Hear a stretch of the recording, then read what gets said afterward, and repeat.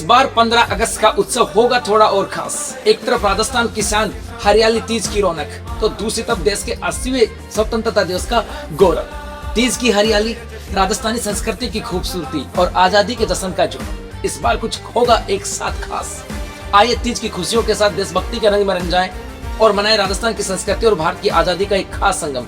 तो आप सभी को हरियाली तीज और 80वें स्वतंत्रता दिवस की बहुत सारी शुभकामनाएं। मैं हूं नरेंद्र चौधरी और मेरे साथ है सीडी चैनल सर। आज का पॉडकास्ट होने वाला कुछ खास, जहां हम बात करेंगे राजस्थान की संस्कृति, तीज की परंपरा और आजादी के इस गौरवपूर्ण पर्व पे जुड़े कुछ अनसुने पहलुओं पर। देखिए कैसे हमारी संस्कृति और देशभक्ति हमारी पहचान को और खास बनाती है। राजस्थान की विविधताओं की बात करें तो राजस्थान भौगोलिक दृष्टि से अपने आप में विविध राज्य है। यहाँ एक तरफ मरुस्थल है तो एक तरफ पहाड़ियां, तो एक तरफ झरने भी यहाँ पर बहते हैं। राजस्थान की संस्कृति की विविधताओं की बात करें तो यहाँ पे पंजाबी संस्कृति भी आपको दिखेगी, तो यहाँ पर यूपी और एमपी और गुजराती संस्कृति का प्रभाव भी यहाँ पे दिखाई देता है। इसी राजस्थान के अंदर हर दिन एक त्योहार का आयोजन होता है और उन्हीं त्योहारों में एक सबसे खास त्योहार आता है तीज का त्योहार। और इसी तीज के त्योहार के अनसुने पहलुओं पर चर्चा करने के लिए आज मेरे साथ है सीडी चारा सर। स्वागत सर आपका आज के इस पॉडकास्ट में। बिल्कुल सर, सभी को सबसे पहले तो नमस्कार। और आज सर आप बता रहे हो कि दो जो त्योहार है एक साथ मनाने का जो गौरव है वो हमें प्राप्त हो रहा है। सबसे पहले तो सभी को 80वें स्वतंत्रता दिवस की मंगल शुभकामनाएं। तो नरेंद्र सर, जब भी बात भारत में या विश्व में कहीं पर भी संस्कृति की बात आती है, जहाँ पर भी संस्कारों की बात आती है, तो राजस्थान का नाम सबसे अग्रणी आता है। और आज स्वतंत्रता दिवस के साथ में हम मना रहे हैं तीज का बहुत ही प्यारा त्योहार। अपने राजस्थान में सर कहावत चलती है कि तीज त्योहार बावड़ी ले डूबी घनघोर। आज के साथ अपने त्योहारों का प्रारंभ होता है सर।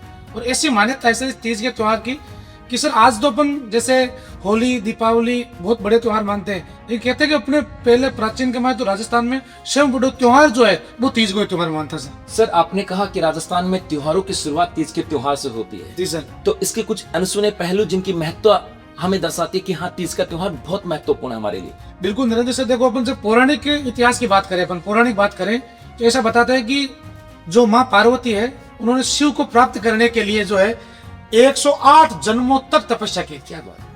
यहाँ 108 व्रत नहीं रख पा रहे, 108 जन्मों तक तपस्या की थी, तब शिव जैसे वर मिले थे।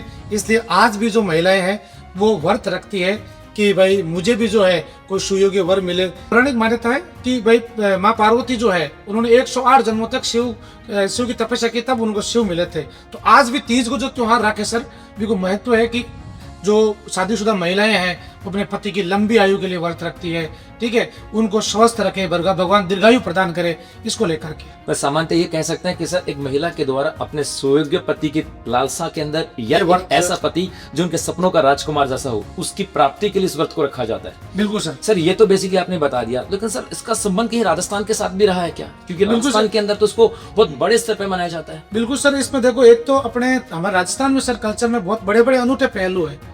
आपने सुना होगा कि जिस भी अपने जो महिलाएं होती है पत्नियां, वो पति का नाम नहीं लेती। जी जी। भाई जैसे आपकी पत्नी है, आपका तो क्या थोड़ा हरियाणा बॉर्डर आ जाता है, इसलिए आपकी पत्नी जो है नरेंद्र जी कह देती होगी। जी जी। हमारे मारवाड़ में जो है सर विशेषता, जब जैसे आपका नाम नरेंद्र है तो आपका नाम क्या फलान जी, फलान जी है भाई।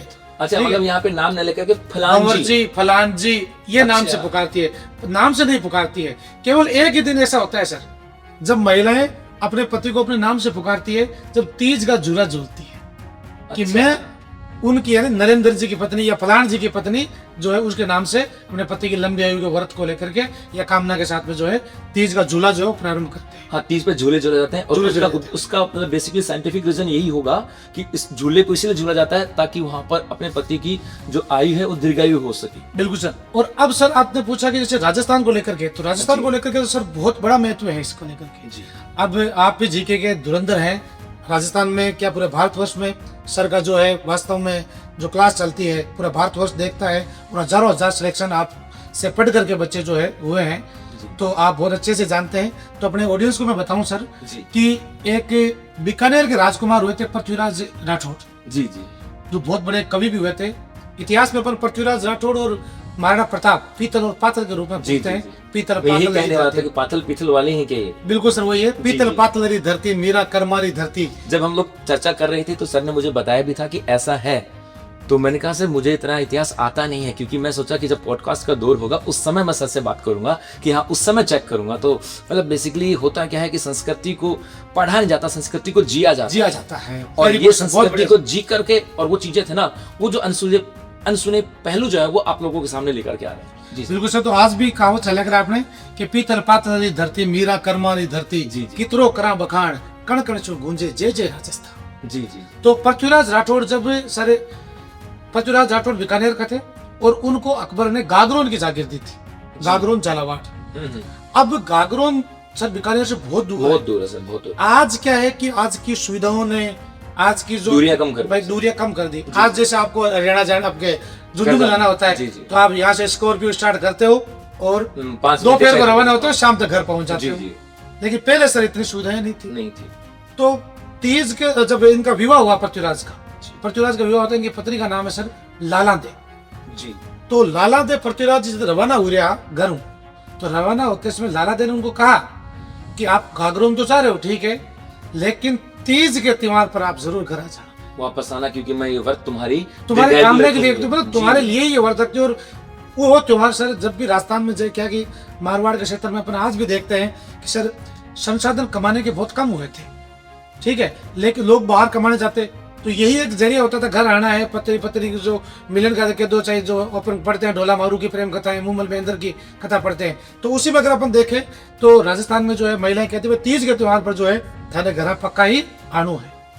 तो पृथ्वीराज जी ने कहा ठीक है, मैं वादा करता हूँ कि मैं तीज के त्योहार पर पक्का घर आ जाऊंगा। अब तीज के त्योहार पर कहा कि अगर आप नहीं आए तो मैं आपको जिंदा नहीं मिलूंगी। अच्छा सर, आजकल तो क्या कि सोशल मीडिया पर बहुत सारे वादे होते हैं, हाँ, लेकिन वो वादे जो है बस सर वो सब सोशल मीडिया तक ही रहते हैं सर, दिखाओ वादे होते हैं। लेकिन पहले की जो कहते हैं ना कि जो बोल दिया वही अंतिम सत्य हुआ। हम लोग प्यार की जो कहानियां आती हैं वो हम लोग यही सुनते हैं कि पहले लैला मजनू हुई थी या वो हुए थे। आजकल तो इस दौर में तो कभी आया नहीं कि किसी ने प्यार भी किया होगा। वो अलग, पहले वाला अलग प्रेम था, आज वाला प्रेम अलग हो गया सर। तो पृथ्वीराज जी जब निकले तो पृथ्वीराज जी गागरोन चले गए। गागरोन सर पूरी गागरोन की जागीर थी उनके पास, काम इतना ज्यादा था तो काम करते करते वो भूल गए, उनके दिमाग से वो स्किप हो गया तीज का त्योहार। अच्छा, तो अब जैसे आज तीज का त्योहार है सर, सुबह सुबह पृथ्वीराज जी जो है गागरोन दुर्ग से बाहर निकले तो सावन की जो तीजनी अवसर, ये जो महिलाएं होती है, जब जीके का भी लेकिन बहुत इंपॉर्टेंट है कि जो सावन के तीज में जब झूलने जाती है महिलाएं तो उनको सावन की तीजनियां बोलिया करें, ठीक है। और सावन को लहरियो जो है जी, वो लहरियो उड़ा करे, इतनी स्पेशल हुआ करे कि लहरिया कहाँ का प्रसिद्ध अपन पढ़ते हैं जयपुर का है जी जी। तो सावन को लहरियो जो इतनी उड़ा करे महिला, तो इस दिन जो है पृथ्वीराज ने देखा कि सर ये जो सब महिलाएं जो है घर से बाहर आ रही थी, सब झूले झूल रही थी। पृथ्वीराज को याद है, अरे यार आज तो तीज का त्योहार, आज तो तीज है और आज मेरे को जो है मेरा वादा किया हुआ था, मेरे को पहुंचना है बीकानेर। अब इतने साधन थे नहीं, कैसे पहुंचे? तब कहते हैं पृथ्वीराज ने भाई कहा कि सबसे तेज दौड़ने वाला जो सबसे सुपरफास्ट घोड़ा है वो लेकर के आओ। किताब भी लेकर आ जाओ सर, गागरोन से बीकानेर की दूरी बहुत दूरी है सर, ठीक है। आज भी अपन गाड़ी से भी जाए तो भी टाइम लगता है, हाँ, कोई आजकल प्लेन से चला जाए तो अलग बात होती है, प्लेन उस समय था नहीं। पृथ्वीराज घोड़ा लेकर के निकले, बहुत तेज तीव्र गति से जो है वो आगे बढ़ते बढ़ते जब बीकानेर पहुंचे सर, आप देखो प्रेम किसे कहते हैं, इसकी सबसे सुंदर परिभाषा अगर कहीं मिलेगी उदाहरण सर तो आपको राजस्थान से अलावा कहीं नहीं मिलता है। राजस्थान तो संस्कृति का एक आधार स्तंभ रहा है, यहाँ के कण कण में एक प्रेम की गाथा है, यहाँ के कण कण में एक शौर्य गाथा है। बिल्कुल सर। तो जब पृथ्वीराज वहां पहुंचे तो पृथ्वीराज पहुंचते ही कहते हैं कि पृथ्वीराज तीज के दिन वहां नहीं पहुंच पाए थे जी, अगले दिन वहां पर पहुंचे जी। और अगले दिन जब वहां पहुंचे तो बीकानेर का जो शमशान घाट है, तो शमशान घाट जो है वहां पर भीड़ लगी हुई थी क्या, और पृथ्वीराज का माथा वही टपक गया। कुछ गड़बड़ हो चुका है, मतलब लाला दे रही नहीं, कुछ तो हुआ है। तो वहां जाकर के पता किया तो पता चला कि लाला दे का वादा था कि तीज के त्योहार पर अगर तुम घर नहीं आए तो चतुर्थी के दिन मैं आपको जिंदा नहीं मिलूंगी। और लाला दे ने अपने प्राण त्याग दिए थे सर। और लाला दे वहां पर जल रही थी, तब पृथ्वीराज ने उस समय कहा था सर कि तो रांधो ना खावशु रे बासद निषद मो देखत तू बालियो लाला देरो हट। इसको सर अर्थ राजस्थानी मान आपने कि मन देखता देखता तू जो है मारी लाला दिन बाढ़ दियो रास्ता आप बोले कि भाई जल गया, हाँ जला दिया, तो हम अपने मारवाड़ी में बोला करें बाल दियो। बाढ़ दियो, जी बाल दियो। ठीक है। तो मो देखिया तू बालियो तो देखिया सो बासठ निसठ यानी मारे देखता देखता जो है तो लाला दे के शरीर ने बाढ़ दियो। तो मैं आज प्रण ले ये बात को कि आज के बाद जो भी चीज जैसे अग्नि पकेली, भाई जैसे अपन कोई भी भोजन करते हैं सर, जी जी जी, भाई रोटी वो भी अग्नि से पकाते पकड़े हैं से पकती है, और सब्जी होती है वो भी पकाते हैं। दूध गर्म करेंगे। आज के बाद मैं ये प्रण लेता हूँ कि अग्नि से पकी हुई चीज जो है वो मैं कभी भी नहीं खाऊंगा। उसके बाद में पृथ्वीराज ने कभी भी अग्नि से पकी हुई यानी भोजन किया ही नहीं था उन्होंने, जैसे कंदमूल होते हैं या फिर फल फ्रूट्स वगैरह जो होते हैं, ठीक है, वो सारी ठंडी चीजें जो है उन्होंने खाई, लेकिन अग्नि से पकी हुई चीज नहीं खाई थी। इससे मतलब प्रेम के जो त्योहार है सर एक छोटा सा उदाहरण है, ठीक है, जहाँ प्रेम के लिए जिसने कह दिया था कि आप नहीं पहुंचे तो मैं प्राण त्याग दूंगी, अगले दिन तो वो पहुंच ही गए थे, लेकिन तब वादा यानी ये सर नरेंद्र सर अपन रामायण काल में पढ़ते हैं कि भरत जी जब राम जी 14 वर्ष वनवास गए थे जी, तो भरत जी ने कहा था कि अगर 14 वर्ष से एक दिन भी देरी हुई तो मैं आपको जिंदा नहीं मिलूंगा। तो भगवान राम ने अपना दूत भेज दिया था हनुमान जी को पहले ही कि भरत को जाके बोलो कि मैं आ ही रहा हूँ 14 वर्ष पूर्ण होने से पहले पहले। तो वो महाभारत अगर यानी सतयुग की बात को अगर कलयुग में कोई बात साक्षात अगर प्रस्तुत कर सकता है तो वो सर राजस्थान का संस्कृति है सर। मतलब ये चीजें जुड़ी हुई हैं इस तीज के त्योहार से। तीज के त्योहार से जुड़ी सामान्यतः हम लोग तो यही मान के चलते हैं कि तीज का त्योहार आया, एक हरियाली का त्योहार है। इस दिन झूले लगाए जाते हैं और महिलाएं जो लहरिया पहनती हैं और झूले झूलती हैं और गीत गाती हैं। मतलब बेसिकली एक सामान्य व्यक्ति इसी को समझता है, लेकिन आप उससे जब इस चीज को सुना रहा तो दिल भी भर के आया कि ऐसा भी कभी हो सकता है क्या, और ऐसा किया भी है। बिल्कुल। तो मतलब इसके पीछे तो बहुत सारी कहानियां हैं जो हमें प्रेरणा देती हैं कि एक व्यक्ति की वैल्यू होती है और उनकी समझ की वैल्यू होती है, और साथ साथ वो प्रेम जो है ना उस तीज के साथ जुड़ा हुआ है। बिल्कुल सर इस तीज के साथ जब हम लोग पढ़ते हैं ना तो कुछ चीजें और भी आती हैं। हरियाली तीज आता है, कजली तीज आती है, बूढ़ी तीज आती है, बड़ी तीज आती है, ऐसे कुछ चीजें और भी आती है सर। ये जैसे तीज है, इन हरियाली तीज के वास्ते बोलेगा कि भाई अभी श्रावण का महीना है, हाँ। और बरसात के मौसम में आप देखो कि जहाँ अपन देखेंगे कितना सुंदर मन, क्यों राजस्थान में सर अपने ये रही है कि राजस्थान की जो महिलाएं हैं अपने सर, मैं आपको बहुत इस कैमरे के सामने बहुत ईमानदारी से बात बताता हूँ कि ये जो करवा चौथ का व्रत है आज जो महिलाएं मनाती है, भाई जैसे करवा चौथ का व्रत करती है जी, तो ये अपने राजस्थान में पहले नहीं हुआ करते थे सर। अच्छा। हाँ, ये मतलब अब मैं कहूँ तो साउथ का कल्चर हो सकता है या कोई अपने नॉर्थ इंडिया कल्चर नहीं है, नॉर्थ इंडिया में नहीं था सर ये कल्चर। अच्छा, ठीक है, जैसे बिहार है, अभी आपने बात की भाई बिहार का, तो बिहार में से छठ का पर्व, हाँ छठ पर्व होता है, छठ सबसे बड़ा पर्व होता है। जी जी। छठ का पर्व को अपन ये मानो कि वो वहाँ का करवा चौथ ही है, और अपने राजस्थान में सर गणगौर का पर्व, जी जी, गण यानी शिव और गौर यानी पार्वती, और तीज का त्योहार। तो यहाँ पर महिला जैसे आप सर महसूस करो कि आज की जो महिलाएं हैं, जैसे मान लो, ठीक है, आज मैंने आपको कहा ना पति का नाम नहीं लेते, आज तो महिलाएं जैसे अलग अलग नाम से बाबू, हाँ। सोना बाबू, ये कुछ अलग नाम से बोलते हैं, बेबी बोल देंगे मतलब उनको ये मतलब ये कल्चर आ गई सर, कहने भाई जिसो आपा देख सा वैसे व्यवहार कर, क्योंकि सर साथ रहने का जैसा खाएं अन्न वैसा हो मन, वैसा हो मन। बिल्कुल सही बात है सर। तो सर वो भी क्या है, अगले पे डिपेंड करता है। मैं अगर कितना भी बुरा हूँ, आप अच्छे हो ना सर, तो आप अपने अच्छाई का कभी त्याग नहीं करोगे जी, क्योंकि अपन जैसे सबसे श्रेष्ठ उदाहरण पढ़ते हैं कि रामायण काल में जो कैकेयी है वो राम के राज्य में रही थी, फिर भी कपटता नहीं ताकि सर उसने, हाँ। और विभीषण रावण के राज में रहा था, लेकिन फिर भी उसने सत्युगता नहीं ताकि जी जी। इसलिए इंसान पर भी बहुत बड़ा डिपेंड करता है कि इंसान खुद कैसा है। तो इसलिए जब भी संस्कृति की, जब भी कला की बात आती है, जब भी कोई मतलब इतिहास की बात आती है, तो सबसे अग्रणी नाम आता है राजस्थान का सर, और ये बड़ा गर्व की बात है।